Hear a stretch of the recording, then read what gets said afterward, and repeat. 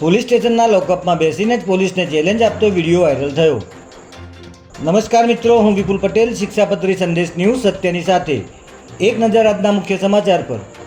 અમદાવાદ શહેરના એક પોલીસ સ્ટેશનમાં લોકઅપમાં બેસીને જ પોલીસ અને કાયદો વ્યવસ્થા સામે પડકાર ફેંકતો વિડીયો વાયરલ થતાં પોલીસ બેડામાં ખળભળાટ મચી ગયો છે।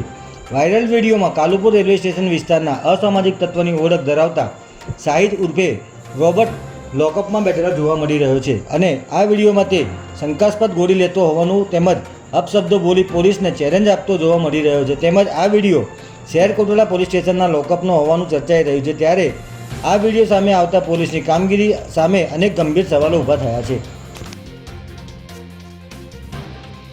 કલેક્ટર કચેરીની બાજુમાં ચાની દુકાનમાં અકસ્માત અંગેની અરજીમાં 10,000ની લાંચ લેતા ટ્રાફિક એએસઆઈ રંગિયા ઝડપાઈ ગયો છે। રાણી વિસ્તારમાં થયેલા અકસ્માત કેસમાં એક વ્યક્તિ વિરુદ્ધ અરજી થઈ હતી, જેની તપાસ એલ ડિવિઝન ટ્રાફિક પોલીસ સ્ટેશનના એએસઆઈ મુકેશજી રાજપૂત કરી રહ્યા હતા। ત્યારે એએસઆઈ મુકેશજીએ આ અરજીમાં કોઈ કાર્યવાહી ન કરી દફતરે કરવા 10,000 રૂપિયાની લાંચ માંગી હતી, જેથી ફરિયાદીએ એસીબીનો સંપર્ક કરી ફરિયાદ આપતા એસીબીની ટીમે કલેક્ટર કચેરીની બાજુમાં ચાની દુકાનમાં લાંચનું છટકું ગોઠવી એએસઆઈ મુકેશજી રાજપૂતને 10,000ની લાંચ લેતા રંગિયા ઝડપી લીધા હતા। વટવા બીબી તળાવ 4 રસ્તા પાસે વૃદ્ધને અડફેટે લેનાર સ્કોર્પિયો કાર ચાલકને પોલીસે ઝડપી લીધો છે।